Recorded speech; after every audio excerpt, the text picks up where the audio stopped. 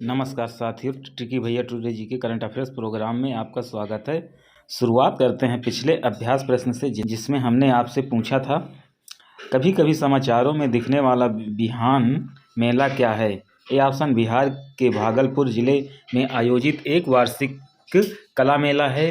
B option था झारखंड के बोकारो जिले में आयोजित एक वर्षीय पशु मेला। सी ऑप्शन है मणिपुर में कुकी जनजाति द्वारा मनाया जाने वाला एक नृत्य उत्सव। जबकि डी ऑप्शन था उड़ीसा के अन्य नयागढ़ जिले के गोंड जनजाति के बीच उत्सव। कभी कभी समाचारों में देखना बिहान मेला का संबंध उड़ीसा के नयागढ़ जिले की गोंड जनजाति के या बिहान मेला का संबंध उड़ीसा के नयागढ़ जिले के गोंड जनजाति का बीज उत्सव है। इस प्रकार हमारे प्रश्न का आंसर डी ऑप्शन सही हो जाएगा। हाल ही में उड़ीसा के नयागढ़ जिले की गोंड जनजाति का बिहान मेला शुरू हुआ। यह मेला कोविड-19 महामारी के कारण 2 साल में से आयोजित नहीं हो सका था। इस कार्यक्रम में किसानों द्वारा भाग लिया जाता है और इसे बीज उत्सव के रूप में जाना जाता है। आपको बता दें कि गोंड एक आदिवासी समूह है जो पूर्वी भारत में उड़ीसा की पहाड़ियों और जंगलों में निवास करती है। इसकी कई उप जनजाति हैं, जैसे डोंगरिया, कोवी, कुटिया, लांगुली, पेंगा आदि। इस आदिवासी समाज के लोग कुई और कुवी नामक भाषा बोलते हैं। आज का पहला प्रश्न है, फेब्री रोग के संबंध में निम्नलिखित कथनों पर विचार कीजिए। पहला कथन है, एंजाइम की कमी के कारण होता है जो हृदय और गुर्दे के कामकाज को प्रभावित करता है। दूसरा कथन है, भारत में इस बीमारी का कोई इलाज उपलब्ध नहीं है। उपर्युक्त में से कौन सा कथन सही है? ए ऑप्शन केवल 1, बी ऑप्शन केवल 2, सी ऑप्शन 1 और 2 दोनों, और डी ऑप्शन ना तो 1 और ना ही 2। तो इस प्रश्न का आंसर ए ऑप्शन सही हो जाएगा। कथन 1 सही है। हाल ही में lysosomal storage disorder supports society of India ने बताया कि राष्ट्रीय दुर्लभ रोग नीति 2021 के वर्गीकृत होने के बाद भी फेब्री रोग से पीड़ितों को उपचार में आर्थिक मदद नहीं मिल रही है। फेब्री रोग एक वंशानुगत विकार है जो शरीर की कोशिकाओं में ग्लोबोट्रिया ओसिलसेरामाइड नामक वसा निर्माण के परिणाम स्वरूप होता है। यह राष्ट्रीय दुर्लभ रोग नीति 2021 के तहत वर्गीकृत एक दुर्लभ रोग है। ये एंजाइम की कमी के कारण होता है जो हृदय और गुर्दे कामकाज को प्रभावित करता है। इस रोग के लिए drug control general of India द्वारा अनुमोदित उपचार पिछले 2 दशकों से भारत में उपलब्ध है। अगला प्रश्न है, यूरिल पोर्टल किस मंत्रालय से संबंधित है? ए ऑप्शन वाणिज्य और उद्योग मंत्रालय, बी ऑप्शन कॉर्पोरेट कार्य मंत्रालय, सी ऑप्शन है सांख्यिकी और कार्यक्रम कार्यान्वयन मंत्रालय, डी ऑप्शन है भारी उद्योग और लोक उद्यम मंत्रालय। यूरिल पोर्टल का संबंध वाणिज्य और उद्योग मंत्रालय से है। इस प्रकार हमारे प्रश्न का आंसर ए ऑप्शन सही हो जाएगा। हाल ही में वाणिज्य और उद्योग मंत्रालय ने जानकारी दी कि यूनिफाइड लॉजिस्टिक्स इंटरफेस प्लेटफॉर्म को अब तक अच्छी प्रतिक्रिया मिली है। बता दें कि यूलिप को सितंबर 2022 में नेशनल लॉजिस्टिक्स पॉलिसी के हिस्से के रूप में लॉन्च किया गया था। का उद्देश्य उद्योग क्षेत्र के लोगों को राजस्व सृजन हेतु एक बाजार बनाने के साथ साथ एकाधिकार और असमान लाभ के उन्मूलन के लिए सक्षम बनाना है। इस पोर्टल पर पंजीकरण हेतु उद्योग क्षेत्र को सहायता प्रदान करने के लिए एक समर्पित सपोर्ट टीम 24 घंटे काम कर रही है। यह उद्योग जगत के प्रतिभागियों को विभिन्न मंत्रालयों के पास उपलब्ध रसद एवं संसाधनों से संबंधित जानकारी तक सुरक्षित पहुंच प्राप्त करने में सक्षम करेगा। अगला प्रश्न है, सन हेलो के संबंध में निम्नलिखित में से कौन सा कथन सही है? पहला कथन है, यह तब होता है जब सूरज की रोशनी वातावरण में बर्फ के क्रिस्टल के साथ इंटरैक्ट करती है। दूसरा कथन है, यह एक ऑप्टिकल इवेंट है जो प्रकाश के प्रकीर्णन के कारण होता है। तीसरा कथन है, यह सूर्य के चारों ओर लगभग 22 डिग्री की त्रिज्या के साथ एक इंद्रधनुषी रंग के वलय के रूप ले लेता है। दिए गए कोड का प्रयोग करके सही उत्तर का चयन करें या सही उत्तर चुनिए। इस प्रश्न का आंसर सी ऑप्शन सही हो जाएगा। सी ऑप्शन सही हो जाएगा। हाल ही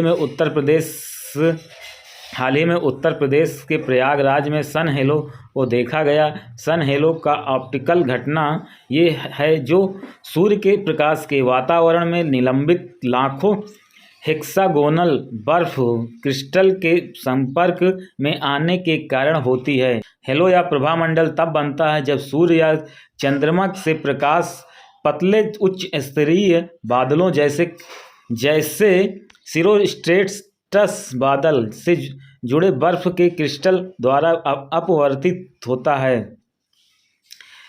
सर्कुलर हेलो विशेष रूप से सिरोस्ट्रेटस बादलों द्वारा निर्मित होते हैं जो पतले और बालों जैसे बादल होते हैं। यह सूर्य या चंद्रमा के चारों ओर लगभग 22 डिग्री की त्रिज्या के साथ एक इंद्रधनुषी रंग के वलय का रूप ले लेता है। अगला प्रश्न है, स्टारबेरी सेंस का संबंध निम्नलिखित कथनों पर विचार कीजिए। ये पहला कथन है, यह एक स्टार सेंसर है जो छोटे क्यूबसैट वर्ग के उपग्रह मिशनों को अंतरिक्ष में उनके ओरिएंटेशन का पता लगाने में मदद करता है। दूसरा कथन है, इसे भारतीय खगोल भौतिकी संस्थान द्वारा विकसित किया गया है। उपर्युक्त में से कौन सा कथन सही है? ए ऑप्शन केवल 1, बी ऑप्शन केवल 2, सी ऑप्शन 1 और 2 दोनों, जबकि डी ऑप्शन है ना तो 1 और ना ही 2। इस प्रश्न का आंसर सी ऑप्शन सही हो जाएगा। अगला प्रश्न देखेंगे, विश्व प्रेस स्वतंत्रता दिवस के संबंध में निम्नलिखित कथनों पर विचार कीजिए। पहला कथन है, यह हर साल 3 मई को मनाया जाता है। दूसरा कथन है, इस वर्ष इसकी theme shaping A future of rights, freedom of expression for a driver for the all human rights. उपर्युक्त में से कौन सा कथन सही है? ए ऑप्शन केवल 1, बी ऑप्शन केवल 2, सी ऑप्शन 1 और 2 दोनों, जबकि डी ऑप्शन है ना तो 1 और ना ही 2। तो इस प्रश्न का आंसर सी ऑप्शन सही हो जाएगा। हाल ही में यूनेस्को द्वारा संयुक्त राष्ट्र मुख्यालय में विश्व प्रेस स्वतंत्रता दिवस मनाया गया। विश्व प्रेस स्वतंत्रता दिवस मीडिया के लिए समर्थन का दिन है। ये हर साल 3 मई को मनाया जाता है। 1991 में यूनेस्को के आम सम्मेलन की सिफारिश के बाद 1993 में संयुक्त राष्ट्र महासभा द्वारा इसकी घोषणा की गई थी। इस वर्ष इसकी theme shaping A future of rights, freedom of expression for a driver for other all human rights है। अगला प्रश्न है, निम्नलिखित में से कौन सा प्रोटीन मंकी पॉक्स वायरस को मानव प्रतिरक्षा से बचने में मदद करता है? A option thyroxine, B option pepsin, C option methyl transferase, D option albumin. Monkeypox virus से बचाव प्रतिरक्षा के लिए मिथाइल ट्रांसफेरेज काम करता है। इस प्रकार हमारे प्रश्न का आंसर सी ऑप्शन सही हो जाएगा। हाल ही में प्राग में institute of organic chemistry and biochemistry की एक टीम ने मंकी पॉक्स वायरस से प्रोटीन मिथाइल ट्रांसफेरेज की संरचना का पता लगाया। इस प्रोटीन की मदद से वायरस इंसानी इम्यूनिटी से बच निकलता है और मंकीपॉक्स बीमारी के कारण बनता है। बता दें कि मंकीपॉक्स एक वायरल बीमारी है जो मंकीपॉक्स वायरस के कारण होता है। यह वायरस जीनस आर्थ्रोपॉक्स वीरस की एक प्रजाति है। मंकीपॉक्स के सामान्य लक्षण त्वचा पर लाल चकत्ते होते हैं जो बुखार, सिरदर्द, मांसपेशियों में दर्द, पीठ दर्द और सूजन, लिम्फ नोड्स के साथ 2 से 3 सप्ताह तक रह सकते हैं। यह किसी संक्रामक व्यक्ति के साथ संपर्क में आने से अन्य मनुष्यों में फैल सकता है। अगला प्रश्न देखेंगे, अनुच्छेद 142 के बारे में निम्नलिखित में से कौन सा कथन सही है? ए ऑप्शन, ये एक मौलिक अधिकार है। बी ऑप्शन, ये सर्वोच्च न्यायालय के अनन्य शक्ति हैं। सी ऑप्शन है, इसका उपयोग केवल दीवानी मामलों में किया जा सकता है। डी ऑप्शन है, इसका उपयोग केवल आपराधिक मामलों में ही किया जा सकता है। अनुच्छेद 142 का संबंध ये सर्वोच्च न्यायालय के अनन्य शक्ति है। इस प्रकार हमारे प्रश्न का आंसर बी ऑप्शन सही हो जाएगा। हाल ही में सुप्रीम कोर्ट ने कहा है कि संविधान के अनुच्छेद 142 के तहत वो अपने असाधारण विवेक का उपयोग तलाक के मामलों में पूर्ण न्याय करने के लिए कर सकता है। आपको बता दें कि भारतीय संविधान का अनुच्छेद 142 सुप्रीम कोर्ट को विवेकाधीन शक्ति प्रदान करता है। इसके अनुसार सुप्रीम कोर्ट अपने अधिकार क्षेत्र का प्रयोग करते हुए ऐसा आदेश दे सकता है जो उसके समक्ष लंबित किसी भी मामले में पूर्ण न्याय सुनिश्चित करने के लिए आवश्यक हो। अगला पॉइंट है, supreme court bar bar association बनाम भारत संघ में सुप्रीम कोर्ट ने कहा था कि 142 अनुच्छेद 142 का उपयोग मौजूदा कानून को बदलने के लिए नहीं किया जा सकता है, बल्कि केवल कानून के पूरक के लिए किया जा सकता है। आज का अभ्यास प्रश्न है, एशियाई विकास बैंक के संबंध में निम्नलिखित कथनों पर विचार कीजिए। पहला कथन है, इसकी स्थापना 1960 ईस्वी में हुई थी। दूसरा कथन है, यह एशिया और प्रशांत क्षेत्र में आर्थिक और सामाजिक विकास को बढ़ावा देने के लिए ऋण अनुदान और तकनीकी सहायता प्रदान करता है। उपर्युक्त में से कौन सा कथन सही है? ए ऑप्शन केवल 1, बी ऑप्शन केवल 2, सी ऑप्शन 1 और 2 दोनों, जबकि डी ऑप्शन ना तो 1 और ना ही 2।